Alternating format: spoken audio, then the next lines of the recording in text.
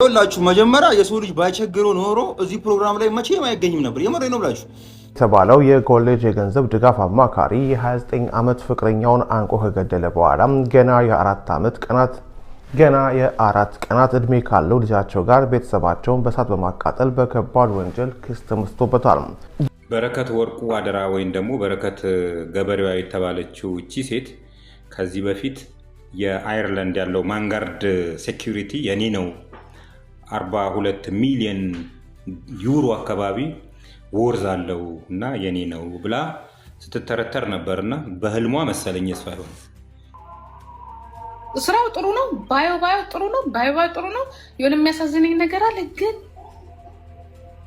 ደስታውን የሚያገኘው ኢትዮጵያን ስስ ብልት አግኝቷል። እነዚህ ድሃዎችን ፈልጎ ገባክ። በጣም ነው ታሳዝነኝ። ሶሻል ሚዲያ ላይ ተሳቃ ከምትንቀሳቀስ ልጅ መካከል ወንትያ የምትባል ልጅ ናት።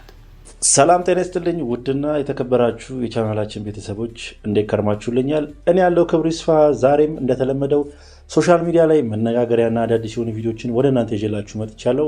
እንደተለመደው እነሱን አብረን እያየን ሀሳብ አስተያየታችንን እንሰጣለን። በዛሬ ቪዲዮ ኢቢኤስ ቲቪዎች ብዙዎችን ያስቆጣና ብዙዎችን ያነጋገረ ተግባር አድርጓል እየተባለ ነው። ምንድነው እሱም? ሰሞኑን እሁድን በኢቢኤስ ላይ እንተዋወቃለን የሚለው ፕሮግራም ላይ አንድ አስደንጋጭና ብዙዎችን ያስገረመ ክስተት ተፈጥሮ ነበረ እና በሱ ጉዳይ ላይ ብዙዎች ሀሳብ አስተያየታቸውን እየሰጡበት ይገኛሉ። ስለሱ የምንላቸው አንዳንድ ነገሮች አሉ። እንዲሁም ጂጂኪያ በአነጋጋሪና ብዙዎችን ባስገረመ ነገር ተመልሳ መታለች። እሱ ምንድነው የሚለውን አብረን የምንመለከት ይሆናል። ከእናንተ የሚጠበቀው እስከዚህ ቪዲዮ መጨረሻ አብራችሁ መቆየት ብቻ ነው። እንዲሁም ለቻናል አዲስ የሆናችሁ ይህንን ቻናል ሰብስክራይብ ማድረግ እንዳይረሳ። ምንም ሰብስክራይብ የተደረገ አይደለም፣ ቻናላችን ሰብስክራይብ በማድረግ ቤተሰብ ይሁኑ። ወደ ዛሬ ቪዲዮቻችን ሄድ። ከላይ በምስሉ የምትመለከቱት በኒውዮርክ ወይም ቡፋሎ ከተማ ውስጥ ከፍተኛ መናገሪያ የሆነ ኪዳኔ ኃይሌ ነው። ኪዳኔ ኃይሌ የተባለው የኮሌጅ የገንዘብ ድጋፍ አማካሪ የ29 ዓመት ፍቅረኛውን አንቆ ከገደለ በኋላ ገና የአራት ቀናት እድሜ ካለው ልጃቸው ጋር ቤተሰባቸውን በሳት በማቃጠል በከባድ ወንጀል ክስ ተመስርቶበታል። የ30 ዓመቱ ኪዳኔ ኃይሌ ኦክቶበር 18 ቀን ከጠዋቱ 8:35 ላይ የእሳት አደጋ ሰራተኞች በኖርውድ አቬኑ በሚገኘው መኖሪያ ቤታቸው የተነሳውን ቃጠሎ ለመቆጣጠር በደረሱ ጊዜ በተገኘው አሰቃቂ ሁኔታ ምክንያት ባለፈው ሐሙስ በነፍስ ግድያ ወንጀል ክስ እንደተመሰረተበት የኤሪ ካውንቲ አቃቤ ሕግ ዛሬ አስታውቋል። የእሳት አደጋ ሰራተኞች ወደ ቤቱ ሲገቡ የኪዳኔ ፍቅረኛ የሆነችውን የ29 ዓመቷን ካትሊን ወይም ኬቲ ካሪንግ እና የአራት ቀን ልጃቸው ኖህን ምንም አይነት እንቅስቃሴ ሳያሳዩ አግኝቷቸዋል። እናትና ልጅ በቦታው ላይ ህይወታቸው ማለፉን አቃቤ ሕግ ገልጿል። ኪዳኔ ኃይሌ ራሱ ከቃጠሎ ተርፎ በጭስ በመታፈኑ ሆስፒታል ውስጥ ለቀናት ሕክምና ሲካተል ቆይቷል።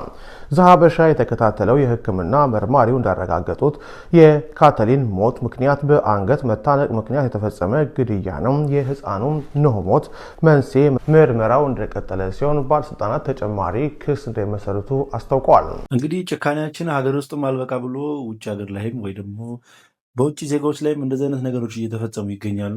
ወንዱ የኛ ሀገር ዜጋ ነው፣ ሚስትየዋ የውጭ ሀገር ዜጋ ናት እና እንደዚህ አይነት ነገሮች በአሁኑ ሰዓት እንደቀል እየታዩ ይገኛሉ። ወንዱም ምን አይነት ጭካኔ እያደረበት እንደሆነ አላውቅም። የገዛ ባለቤቱና ልጆቹ ላይ እንደዚህ አይነት ነገር ማፈጸም ከአረመኔነት ሴጣን ራሱ የሚያስቀና ተግባር ነው ብዬ ነው ማስበው። እንደኔ እስኪ እናንተ በዚህ ቪዲዮ ላይ ምን አይነት ሀሳብ አስተያየት አላችሁ? በጣም ነው ታሳዝነኝ። ሶሻል ሚዲያ ላይ ተሳቃ ከምትንቀሳቀስ ልጅ መካከል ወንትያ የምትባል ልጅ ናት። ተጓባ ወንትያ የምትባለው ተሳቃ ያለች ልጅ ናት ሶሻል ሚዲያ ላይ። እሷ አንድ ነገር ትንሽ በእድሜዋ እንኳን ያንግናት እንደ ሌሎቹ ለመሆን ብትሞክር አንቺ ልጅ አለሽ አይደል? አንቺ እንዲያርግልሽ ገና 19 ዓመቷ ነው። ጌታ ወይ ድረስ ስቅቅቅ አርገው ነው የገደሏት። አሁን ወንትያ በምንም መልኩ ወደ የሆነ ነገር ላይ እንዳደርስ የሚለፉ እንዲያርገው። ለምን አበሻ ረድቶ ካለፈል አለቀል፣ አይፋታ። አበሻ ረድቶ አያልፍልህ፣ የበታቸውን እንድትኖር ነው የምፈልገው። እና እኔ ወንትያ እኔ ጀግና ሴት ናት ለእኔ ከጠይቃችሁ ከማያቸው ሴቶች ይመስለኛል ይህ ነገር የሚመለከተው ቲክቶክ ክሬቲቭ አዋርድ ነው። ከዚህ ቀደም በሰራሁት ቪዲዮ ላይ ዋንቲያ ሰለሞን እንዴት እኔ እጩ አልተደረግኩም በማለት እያለቀሰች ላይቭ ላይ ቪዲዮ ለቃ ነበረ፣ ያው ሪከርድ ተደርጎ ማለት ነው። እና ይህ ነገር በጣም ብዙ ሰዎች እየተቀባበሉት ነበረ እና አንዳንዶች ምን ሰርተሽ ነው እንደዚህ አይነት ነገር ላይ የምትታጭው ሲሉ፣ አንዳንዶች ደግሞ ይገባሽ ነበረ በማለት ከዋንቲያ ጎን እየቆሙ ነበረ። ለምሳሌ እንደ ዮኒ ማኛ፣ እንደ ጂጂ ኪያ፣ ሲቀጥል ደግሞ ሊያሾም ይገባታል መታጨት ነበረባት በማለት ሀሳባቸውን አጋርተዋል። እስኪ እናንተ በዚህ ቪዲዮ ላይ ምን አይነት ሀሳብ አስተያየት አላችሁ? ዋንቲያ ሰለሞን ለእጩ ውስጥ የሚበቃ ወይ ደግሞ ለቲክቶክ ክሬቲቭ አዋርድ የሚበቃ ፐርፎርማንስ አሳይታ ነበረ። ያለፈውን ዓመት የለቀቀቻቸው ቪዲዮዎች ከተመለከታችሁት ማለት ነው። በእኔ በኩል ሌሎች ከተሳተፉበት መስፈርት አንጻር እሷ መሳተፍ ነበረባት ብዬ አስባለሁ። አንደኛ ነገር ካላት ተከታይ አንጻር ብዙዎች ያላቸው ተከታይና እሷ ያላት ተከታይ አንድ አይደለም፣ ቲክቶክ ላይ ያላት ፎሎወር ማለት ነው።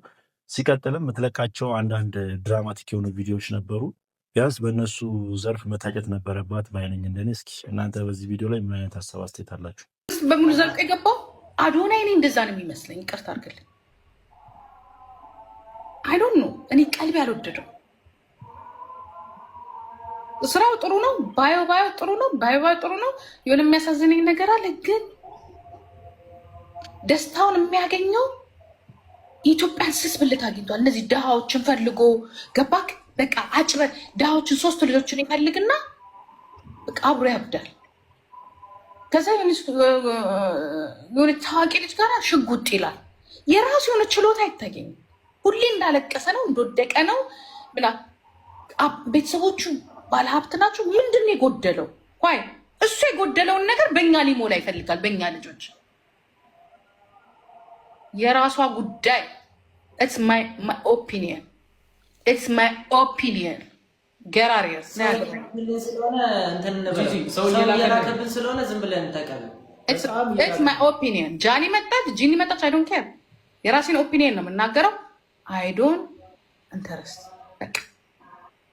ይህንንም። ምክንያቱም እሱ ሊወዳደር ይችላል፣ ችግር የለብኝም።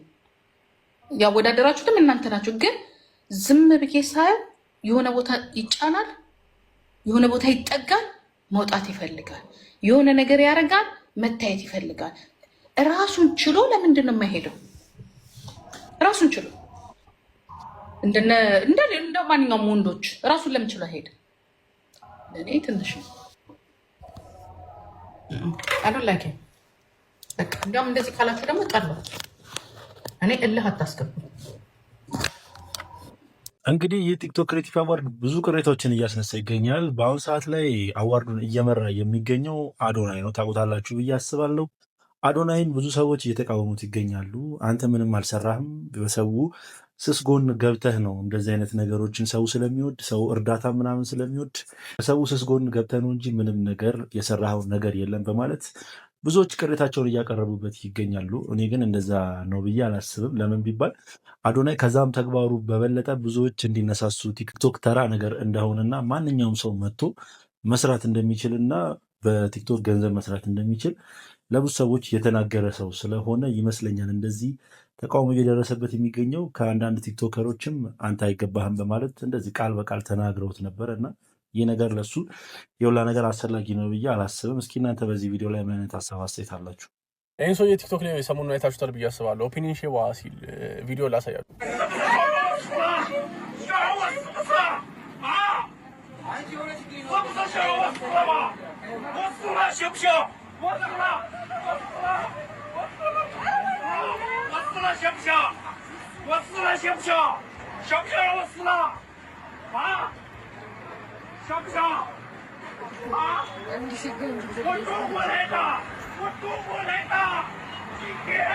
እንግዲህ እነዚህ ሰዎች አሁን ላይ እነዚህ ናቸው። ከ8 ወር በፊት የተቀረጸ ቪዲዮ ነው ብላለች። እናም ያው ሶሻል ሚዲያ ላይ ሰምታችኋል። እንዴት አትረጅኝም አንቺ እንኳን አንቺን ቤት ቻይና ድረስ መጥቼ እያለ ነው የተናገረው ተብሎ ሰምታችኋል ብዬ አስባለሁ። እሷ ደግሞ ያለችው ሲም ለማውጣት ሄደን ስልኩን ስቀበለው ነው ከጓደኞቹ ጋር በተጣላበት ምክንያት ላይ እዛ ላይ የተደረበው ነገር እንዴት አንቺ እንኳን አትረጅኝም ብሎ የተጣላ ነው ብላ እና ያው አሁን ላይ ሰላም ነን ከ8 ወር በፊት የተፈጠረ ነገር ነው ብላለች።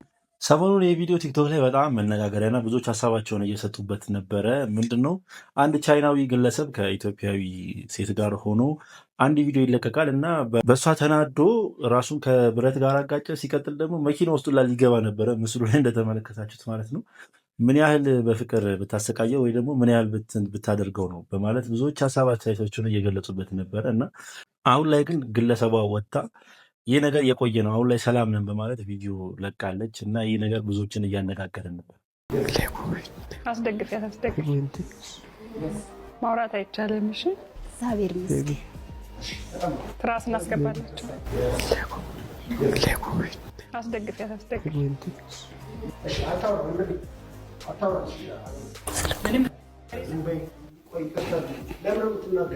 አስር ነጥብ ያገኙ ነበር፣ ግን በዛ ምክንያት ነጥቡ ስለማይያዝላቸው አለማየሁና ትዕግስት 10 ነጥብ ነው ያመጣችሁት ማለት ነው።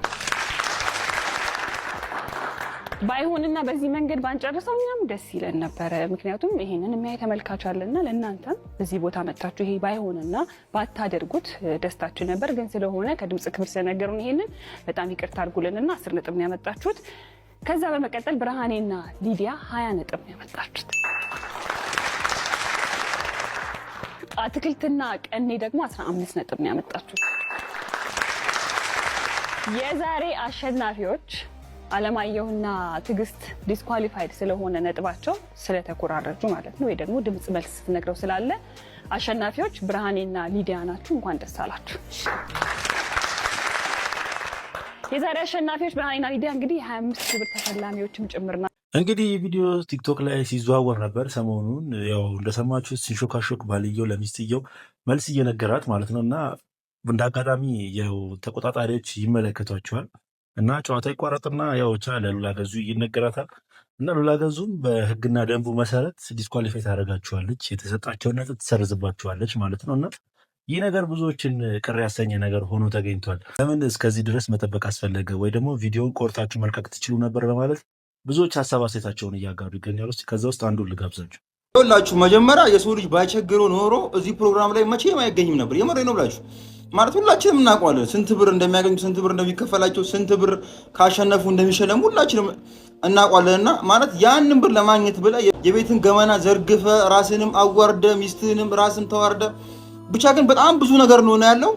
የሰው ልጅ ባይቸግረው ኖሮ እዚህ ፕሮግራም ላይ መቼም ቢሆን አይገኝም እና ትናንትና ይህን ፕሮግራም የሆነ ቪዲዮ ያየሁት በጣም ሲላገጥባቸው ነበርና እሱ የሆነ ነገር ገምቶ የሆነ ነገር ምናምን ብሎ ቀስ ብሎ ሲነግራት ድምፁና ያው ቪዲዮ በካሜራ ይያዝና ከዛን ተሸማቆ ነበርና ከዛ የወጡት። እኔ ግን በጣም ያዘንኩት ማለት በጣም ብዙ ያላገጠባቸው በጣም ብዙ የቀለደባቸው ይገኛል። ግን እኔ ግን በጣም ያዘንኩት ምክንያቱም በቃ የሰው ልጅ ባይቸግረው ኖሮ በጣም ባይቸግረው ኖሮ ችግሩ ባይበስባቸው ኖሮ መቼም አይመጡም እዚህ መቼም ቢሆን ማለት ነው። በዚህ ቪዲዮ ላይ ብዙዎች ሀሳብ አስተያየታቸውን እየገለጹ የሚገኙት ኢቢኤስ ቲቪ ልክ አይደለም ብሎ ነው እያሰቡ ያሉት። እንደኔ ግን ኢቢኤስ ቲቪ ልክ ነው ያደረገው። ምናልባት እዚች ጋር ብዙዎችን ማስተማሪያ ይሆናል ብዬ አስባለሁ። ይህ ነገር ለምን ይሄ ፕሮግራም ነው። አንድ ፕሮግራም ደግሞ ሲደረግ ህግና ደንብ አለው። ጨዋታ ሲሆን ህግና ደንብ አለው። እንደ ጨዋታ ነው ይህ ፕሮግራም። ጨዋታ ስለሆነ ህግና ደንብ አለው። ህግና ደንቡን ተከትሎ ደግሞ ጨዋታውን የማይጫወት ወይ ደግሞ መልሶችን የማይመልስ ግለሰብ በእነዚህ አይነት መልኩ ይሰረዛል ወይ ደግሞ የተሰጠው ነጥብ ይቀነስበታል። ብዙ ሰዎችን ያበሳጨው የተቀዳው ቪዲዮ መቀነስ ይችል ነበረ በማለት ነው። እንደዚህ አይነት ነገር ተፈጠረ ብሎ የኢቢኤስ ቲቪን ሙሉ ነገር የሚያበላሽ ፕሮግራም መቋረጥ አለበት ብዬ አላስብም። ያው ማስተማሪያም ሊሆን ይችላል ይህ ነገር። ግን ካልተዋወቁ እኮ ምንም ኃጢአት አይደለም። አልተዋወቁም ነው እንጂ የዚህን ያክል የሚያስቀጣም የሚያስገርፍም ነገር አልነበረውም። እንደዛ መንሾካሾክ አስፈላጊ ነው ብዬ አላስብም እና ተቃውሞ የበዛ ይመስለኛል እንደኔ ኢቢኤስ ቲቪ ላይ የተደረገው ተቃውሞ። በረከት ወርቁ አደራ ወይም ደግሞ በረከት ገበሬዋ የተባለችው እቺ ሴት ከዚህ በፊት የአየርላንድ ያለው ማንጋርድ ሴኪሪቲ የኔ ነው 42 ሚሊዮን ዩሮ አካባቢ ወርዝ አለው እና የኔ ነው ብላ ስትተረተር ነበርና በህልሟ መሰለኝ ሳይሆን በህልም አንዳንዴ እኮ የአባትህ የሚሰራበት መስሪያ ቤት በልጅነታችን የኛ ነበር የሚመስለን። ሜቢ ባሏ አየርላንዳዊ ስለሆነ የእሱ መስሏል ሊሆን ይችላል እና የህልም ኑሮ የህልም ትርተራ እየተተረተረችልን ነበር። በማስረጃ አስደግፈን ስርዓት ይኑርሽ አንቺ አይደለም ብለናት አደባ ሲዘናት ሁለተኛ እንዳትዋሽ አድርገናት ነበረ። አሁን ደግሞ ተመልሳ መጣ። ሳውዝ ሱዳን፣ ሩዋንዳ፣ አይርላንድ የፈረደበት አይርላንድ አለ፣ ኢትዮጵያ ላይ ያለኝ እርሻ አለና ሌላ ሀገራት ላይ ይኑራት፣ እኔ አያገባኝም ስለሱ። ሀገሬ ላይ ግን መዋሸት አትችይም፣ ህብረተሰቤን መብላት አትችይም። የቻልኩትን ያህል አሳውቃለሁ እና ያለኝን እርሻ ለአዲስ አበባ ሸማቾች በርካሽ ዋጋ ማከፋፈል ስለምፈልግ አዲስ አበባ ላይ ኤጀንት መሆን የምትፈልጉ ሰዎች እያለች በእንደዚህ አይነት ሁኔታ ብር እየተቀበለቻቸው ነው ያለችው። እንግዲህ አዲስ አበባ ከተማ አስተዳደር በተለያዩ ቦታዎች ተለጣፊ ሱቆችን ሰጥቶኛል፣ ማከፋፈያዎችን። እነዚህን ቦታዎች ያዙና እኔ ከግብርና የማመጣላችሁን ምርቶች ታከፋፍላላችሁ ነው ሀሳቡ። ብሩን ከተቀበለች በኋላ በእንደዚህ አይነት ነው ደብዳቤ የምሰጣቸው። ይሄ እንግዲህ ሲምፕል ደብዳቤ ነው፣ ደረሰኝ ነው መሰጠት ያለበት አይደል? ኢኩቫለንት የሆነ ደረሰኝ። እሷ እንግዲህ በእንደዚህ አይነት ሁኔታ ነው ተቀብላ ጸጥ እያደረገቻቸው ያለችው። አውቃችሁ እናንተስ የምትሰጡ ሰዎች 1 ሚሊዮን ብር ስትሰጡ ምንድን ነው ከነሱ መቀበል ያለባችሁ? ደረሰኝ ነው መቀበል ያለባችሁ ወይስ ደብዳቤ ነው መቀበል ያለባችሁ? ይሄን እንዴት ማስተዋል ያቅታችኋል? ብሩን የማትፈልጉት ከሆነ አጠገባችሁ ብዙም ሳትርቁ ብዙ ረዲያን አሉ፣ ለእነሱ አታከፋፍሉ? ለአንድ ዋሽቶ አደር ሴት ይሄን የሚያክል ብር እየሰጣችሁ፣ ኤኒዌይ ፈልጋችሁ መስጠት ያለባችሁ ሰዎች መስጠት ትችላላችሁ። ግን ሳታቁት ይሄን ብር የምትሰጡ ሰዎች ውሸት ነውና ብራችሁን ተበልታችሁ እንዳቆሩ ተቆጠቡ ለማለት ነው። መልካም ቅዳሜ። እንግዲህ ይህ ግለሰብ ብዙ ጊዜ የሚታወቀው አጭበርባሪ ግለሰቦችን ለህግ ወደ ማጋለጥ ወደ ህግ እንኳን ባይወስዳቸውም በቃ ህብረተሰቡን በማስጠንቀቅ የሚታወቅ ግለሰብ ነው። ከዚህ በፊት የፊንቴክ ኢንቨስትመንት ሁላችንም እናውቀዋለን። መሱድ ጀማል ሲመራ ወይ ደግሞ ሲያስተዋውቅ የነበረውን ድርጅት የመኪና አስመጪና አከፋፋይ ድርጅት ሁላችንም እናውቋለን ብዬ አስባለሁ። ገና ሀገር ውስጥ ከመምጣቱ ፕሮሞሽን ሲሰራ ረቡ ተጠንቀቁ እያለ ብዙዎችን እያስጠነቀቀ ነበር። ግን የእሱ ማስጠንቀቂያ አልተሰማም ነበረ። ብዙዎች ገንዘባቸውን ተበልተው አሁን ላይ በጣም ቅሬታቸውን እያቀረቡ ይገኛሉ። ሲቀጥልም ድርጅቱ ታሽጎ መግለጫዎች እንደወጡ ብዙዎቻችን የሰማን ይመስለኛል። አሁን ላይ ደግሞ እስቲ እቺ ግለሰብ ወይ ደግሞ በረከት ገበሬዋን ሁላችሁም ታውቋታላችሁ ብዬ አስባለሁ። አጭበርባሪ ናት እንዳታምኗት እያለ ይገኛል። እውነት ይሁን ውሸት እስቲ ወይ እሱ ጋር ወይ እሷ ጋር እውነት እንዳለ በቅርቡ የምንመለከት ይሆናል። እስኪ እናንተ በዚህ ቪዲዮ ላይ ምን አይነት ሀሳብ አስተያየት አላችሁ? ለማንኛውም ምርጦች የዛሬ ቪዲዮቻችን እነኝን ይመሳስሉ ነበረ። ቪዲዮቻችን እንደተመቻችሁ ጥርጥር የለኝም። ቪዲዮ ከተመቻችሁ ላይክ፣ ሼር፣ ሰብስክራይብ ማድረግ እንዳይረሳ። በተለይ ሰብስክራይብ በማድረግ የቻናል ቤተሰብ እንዳይረሳ። ሀሳብ አስተያየት ካላችሁ ኮሜንት ሴክሽን ላይ አስቀምጡልኝ። በቀጣይ ቪዲዮ እስክንገናኝ ድረስ ሰላም ቆዩልኝ።